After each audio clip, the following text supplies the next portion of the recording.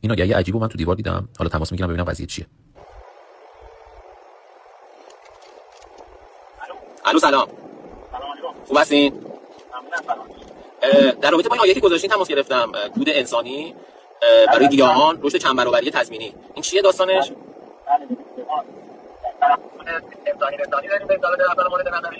بعد این کود انسانی از کجا میاری شما؟ انسانی خودمون دارم. یعنی کود انسانی خود شماست؟ بله. رژیم محصول داریم. بله.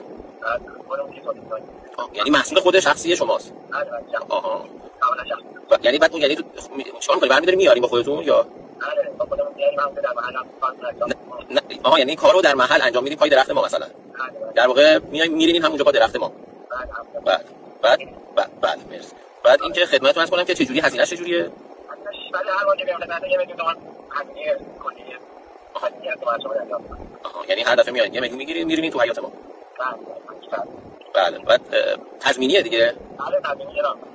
بله. بعد نمونه کاری چیزی هستش مثلا ویدیویی؟ راضی ام بودم. اندازه یه تومنه، مثلا یه هفته یه بار هفته یه تومن میگیرین و میایین کارو همونجا انجام میدین و محصول خودتون رو به ما ارائه میدین. محصول داغ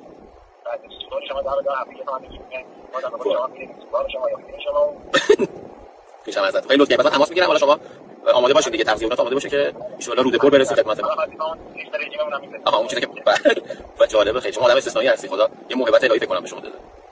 در این موهبت رو بدون شکرگزار باشید. ممنون از لطفتون قربان. مشتری میشید. ممنون از لطفتون. مرسی. قربون شما. روزتون بخیر. مرسی. مخلصیم. خدا.